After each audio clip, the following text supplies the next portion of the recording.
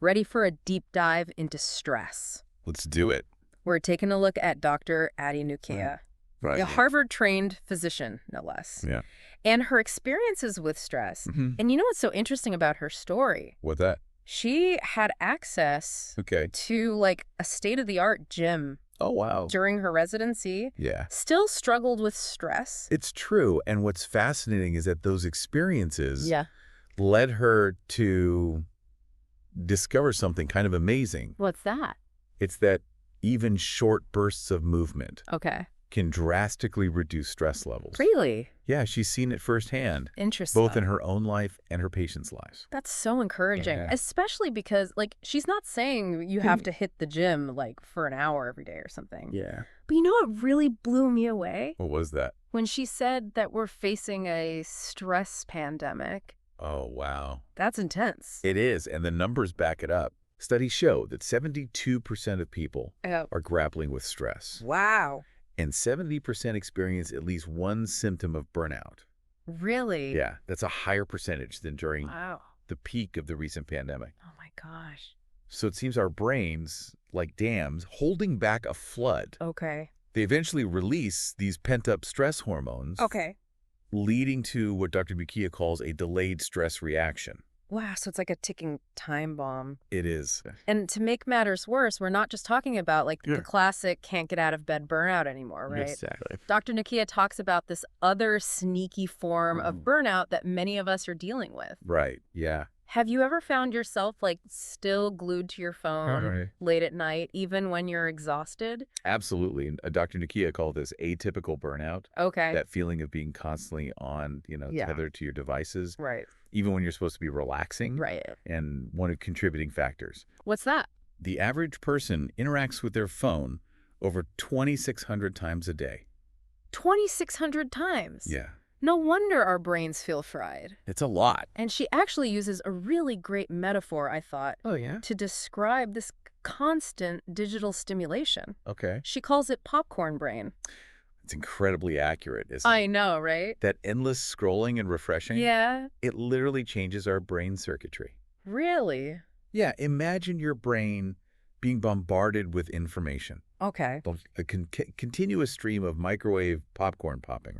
Yeah. It's no wonder we feel so mentally exhausted. Okay, so that's kind of terrifying, but also explains so much. It does. You know, it's reassuring to know it's not just me, like being lazy or something. Like it's an actual thing. And the good news is Dr. Nukia provides us with some tools to combat this. Okay, good. She emphasizes the importance of recognizing our personal stress signals. Okay. Our own canary in the coal mine. What does that mean? So you see, canaries were used in coal mines to detect dangerous gases early on. Right. I remember learning about that in history class. Yeah. So how does that relate to stress? So just like those canaries, our bodies send out these warning signals. Interesting. When we're approaching burnout. Yeah. It might be headaches, digestive issues, difficulty sleeping, or even that weird tongue sensation Dr. Nukia mentioned. Oh, yeah. It's about learning what your personal canary is. Yeah. And then, most importantly, actually doing something about it. Okay, so don't ignore it. Exactly. Like actually listen to your boss. Listen to your body. And give yourself permission to rest and recharge. Precisely. Okay. And Dr. Nukia offers some practical strategies for doing just that. Okay. Starting with what she calls the rule of two. What's that? This resonated with me. Okay. Because it aligns with how our brains actually function. Okay. See, we can only really focus on building 2 new habits at a time. Oh, really? Yeah. Okay. So instead of trying to overhaul our entire lives overnight. Right, which is what I always try to do, and then I fail.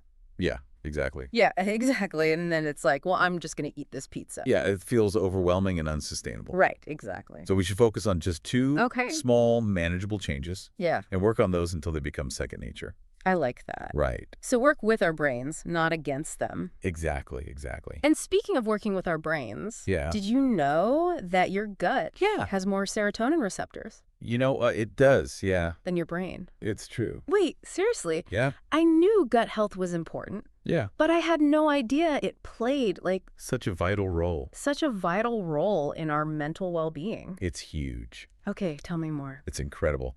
Dr. Nukia dives into this fascinating connection between gut health and mood. Okay.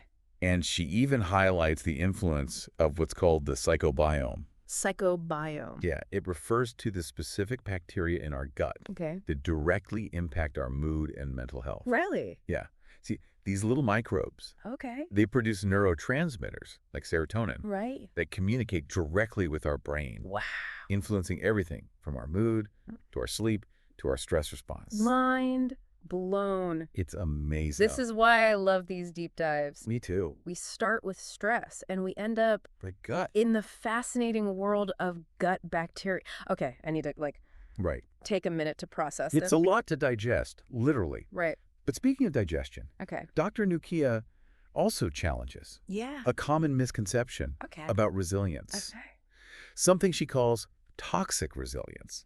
You mean like that push through it mentality that so many of us have been like praised for? Right. Like powering through exhaustion. Yes. And ignoring our limits. Like just That's it. Go. And Dr. Nukia warns us about the dangers of this toxic resilience. Right.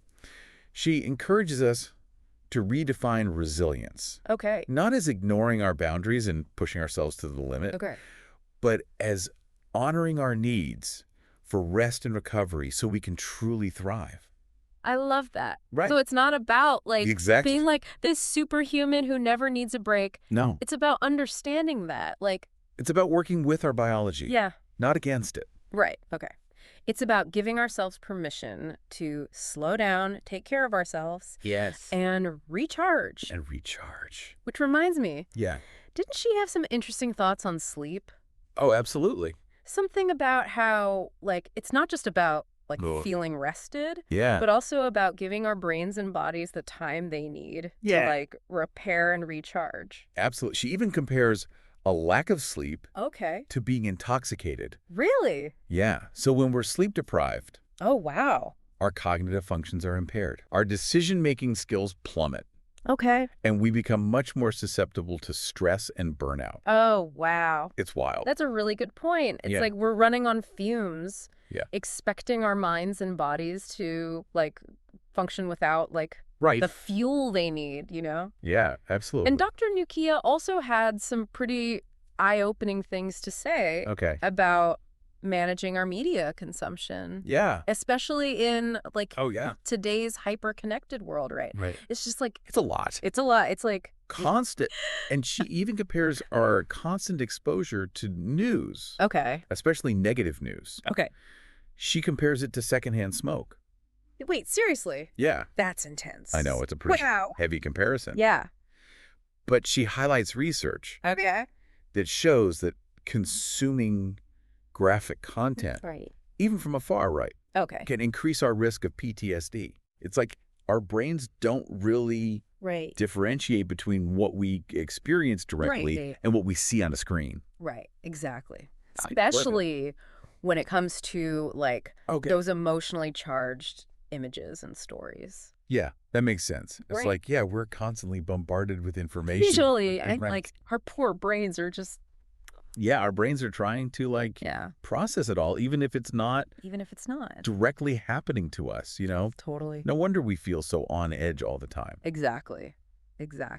And she's saying that, like, we need to be, like, much more mindful of our media diet. Yeah, our media diet. She even recommends, like, limiting our intake of negative news to, like, 20 minutes a day, which is hard. So hard these days. Yeah. So hard. It is. But it's a great tip. It is. Especially, you know, because it's so easy to get sucked into that. Vortex of doom scrolling. Constantly refreshing. The doom scrolling. Yes. It's a thing. Oh my gosh. It's real. It really is a thing. Yeah. And it's like, even when it stresses us out. Totally. You know, it reminds me, she was talking about geographic limits. Yes. What was that again? It's simple but effective. Keep your phone at least 10 feet away from your workspace during the day. You know, I've actually, like, heard that before. Yeah. And the idea is that... It forces you to be more intentional about checking your phone. Yes. Rather than just mindlessly reaching for it. Yes. Every couple of minutes. Exactly. And she actually takes it a step further. She suggests we banish phones from the bedroom. Oh, wow. Altogether, like, no more scrolling in bed. Oh, man. I know. I'm so guilty of that. It's so tempting. It is. Especially, like, right when you wake up. Right. Or right before you go to sleep. Yes. Oh, my gosh. To just be like... I know. And it's like, part of me is like, yeah, well, if I just, like, check this email, then I can go to bed. And it's like, yeah, that does not happen. I do not just check one email. It's a slippery slope. It is a slippery slope. But she emphasizes that creating these tech-free spaces right. is crucial for allowing our brains to really, truly rest and recharge. It's like hitting the reset button on your nervous system. It really is. Right. Yeah. And speaking of recharging, I was super fascinated by her explanation of like how our brains actually like learn and process information. Okay. Something about neural consolidation. Yes, yes. What was that about again? It's like our brains, they need time to digest. Okay. All the information we throw at them. Right. Kind of like how our stomachs need time to digest food. Yeah, that makes sense. Right. So even after we like learn something new, our brains are still like working behind the scenes. Interesting. To like make sense of it all. Okay, so how does that like relate to managing stress? Well, it highlights the importance of those breaks and periods of downtime. Okay, so it's not just like... It's not just about... physical rest. Yeah, resting our bodies. Yeah. But also... like giving our brains a break. Yes, giving our brains the space. Okay. They need to consolidate information. Right. And make connections. It's like... it's in those moments of quiet reflection that we often have our biggest breakthroughs. Yeah, that's true. That's true. Right. Yeah. And this applies to our emotional well-being as well. Huh. You know, Dr. Nukia encourages us to process our experiences and emotions fully, right? Not just push them aside. Right. It's about being present with ourselves and allowing ourselves to feel what we need to feel. That reminds me of the stop, breathe, be technique. Yes. Yeah. She talked about. It's a good one. It's so simple. It is. It's so powerful. Right. Just taking those few moments to pause, connect with our breath. Yeah. And like ground ourselves. Yeah, ground ourselves in the present moment. Yeah, in the present moment. Can make a world of difference. Absolutely. Yeah. Absolutely. I've noticed that even just like taking a few deep breaths, like can really like shift your whole state. Absolutely. You know what I mean? It's about interrupting that cycle of reactivity. Yes. And tapping into a deeper sense of calm. Right. And awareness. Yeah. You know, one thing I appreciate about Dr. Nukia's approach is that she doesn't just, like tell us what to do. Right. You know, right. She gives us practical tools to actually manage stress. Right. And they don't require like a ton of time or effort. Right. Which can feel really encouraging. Yeah. When you're already feeling overwhelmed, you know. Totally. Totally. It's like she's meeting us where we are. Yeah. Right. Absolutely. Like acknowledging the challenges of our modern world while also like empowering us to like make changes. Yeah. Yes, exactly. Like her suggestion. Yeah.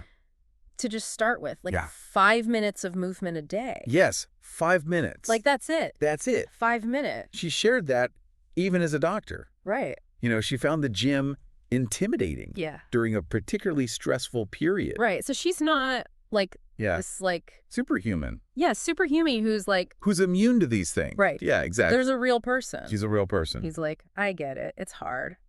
Yeah, so she started with simple walks around the block. Okay. And gradually worked her way up. I love that. To longer durations. It shows that you don't have to become a marathon runner overnight to like reap the benefits. Exactly. Exercise. It's about just getting your body moving. Yeah. Even for a few minutes each day. Yeah, totally. That can make a huge difference. Right. And it goes back to that rule of 2. It does. Right. It all comes back to the rule of 2. Yeah. Start small. Start small. Build from there. Build from there. You know, when you think about it, so much of what she's talking about it boils down to just being kinder to ourselves. Yes. Right? Absolutely. Like giving ourselves permission to like slow down. Slow down. Take breaks. Take breaks. Nourish our minds and bodies. Yes. And that's like almost revolutionary. It is revolutionary. And a culture that often like glorifies busyness and productivity at all costs. It's true. You know? It's like we're praised for how much we can take and how much we can push through. Yes. And she's challenging that.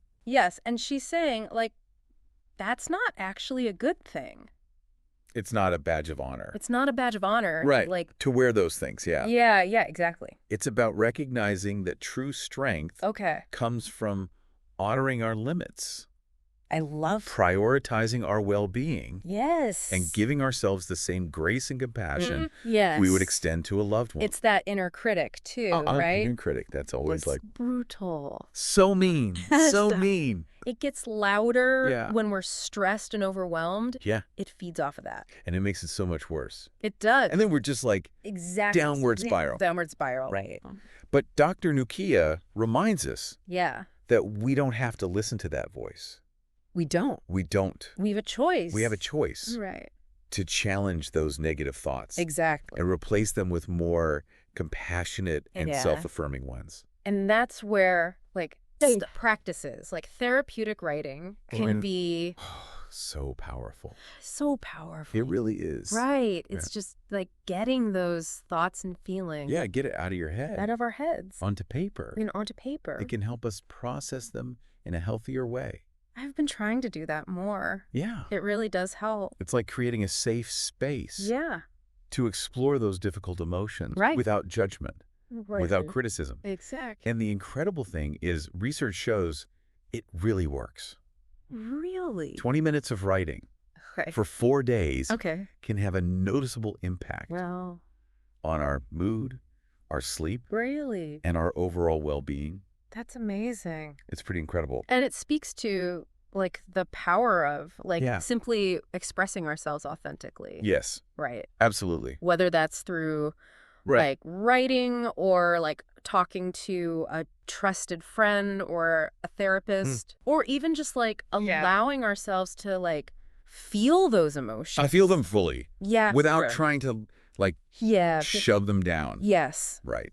It's so tempting to do that. Yeah, like, we've been conditioned to, like... I know. Just keep it moving. Yeah, keep it moving. Exactly. Don't worry about it. Yeah, I'm fine. I'm fine. And it's like, no, actually, like, let's not be fine. Let's not. You know? Let's feel it. Let's feel it so that we can, like... Process it. And, like... You move through it. Exactly. Right. And it strikes me that a lot of what we're talking about with, like, stress management is about, like, reclaiming our attention. Yes. 100%. Like, instead of constantly reacting to like notifications, demands, external pressures, all the things, right? Yeah. What if we just made a conscious effort to, like, be more intentional? Yes, be more intentional with, like, with where we're focusing. Yes. Our energy. Yes. Our precious energy. Our precious limited energy. Exactly. Yeah, I love that. It's about, like, shifting from a state of, like, reactivity to intentionality. Yes. I love that. And you know what's interesting? What's that? This concept applies to so much more. Oh, yeah. Than just, like, our relationships with technology. Tell me more. Right. Yeah. It's like we can bring that same level of mindfulness. Yes. To our everything. To everything. Well, our relationships. Our hobbies. Our self-care practices. Our work. Our work. Yeah. All of it. It's about approaching all aspects of our lives. Yes. With a sense of presence. And intention. Yes. It's about, like, taking control, you know? Yes, exactly. It's like we're taking back the reins. Yeah. And steering our lives in the direction we want to go. Yes. Instead of just, like, reacting to, like... Being reactive to whatever. With the whims of the world. Yes. Oh, my gosh. Yes. Right. That reminds me, she also talked about this idea of living a lifetime in a day. Yeah. What did she mean by that? That concept sounds a bit paradoxical at first. Okay. Especially when we're talking about, like, slowing down and being more mindful. Right. Exactly. It's not about, like, you know, cramming more activities into our already packed schedules. It's not about doing more. It's not about doing more. It's about like, infusing our days with those elements that make life feel rich and meaningful and fulfilling, right? I love that. Okay, so, like, what are those elements? So she breaks it down into 6 key elements. Okay, I'm ready. Okay, so we have childhood, work, solitude, vacation, family, and retirement. So it's like those big, like Winkies. the big things in life. The big rocks, yeah. It's like finding ways to kind of weave those in. Those aspects into our everyday. Our everyday, yeah. Exactly. I love that. So tell me, okay, how do we actually do that? Yeah. How do we right, how do we live a lifetime in a day? In a day, right. Right. It's about finding the little pockets of joy. Yeah. Okay. And purpose. Okay. Throughout our day. Okay. Right? Okay. So for instance, like tapping into our inner child. Right. Okay. By like spending a few minutes playing a game. Okay. We loved as a kid. Love it. Right. So fun. Or incorporating a few minutes of solitude. Okay. Into our morning routine. Yes. To like, savor a cup of coffee. And quiet reflection. I like that. Right. Yeah. Or planning a weekend getaway. Okay. With loved ones, to tap into that, like vacation mode, even if it's just for a day trip. I love that. Right. It's about being intentional, about incorporating those elements. Okay. That bring us joy, connection, a sense of purpose. Yes.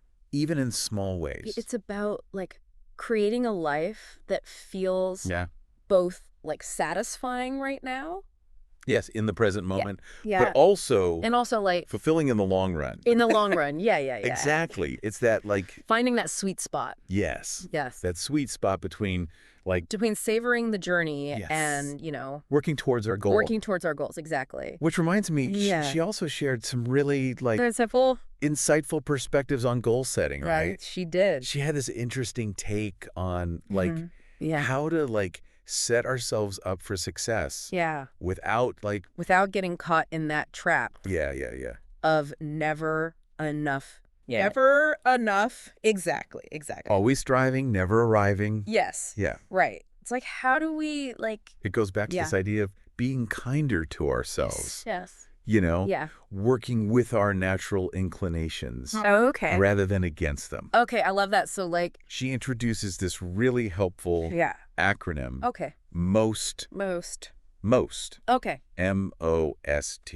Okay, break it down for me. Okay, so we've got motivating, objective, small, and timely. Most motivating, objective, small, timely. There you go. Okay. You got it. Okay, so what makes this so effective? It's all about setting ourselves up for success. Okay. By making our goals feel achievable. Okay. And dare I say enjoyable. Okay, I like where this is going. Right. Yeah. So the motivating part emphasizes choosing goals Okay. that truly excite us. Okay. That light us up, rather than ones we feel like we should be pursuing. Ooh, that's good. Right. Because it's like, we're so often told we should be doing this and we should be doing that. Yeah. It's like, but what about what lights you up? Yes. What lights me up? Okay, love it. Right.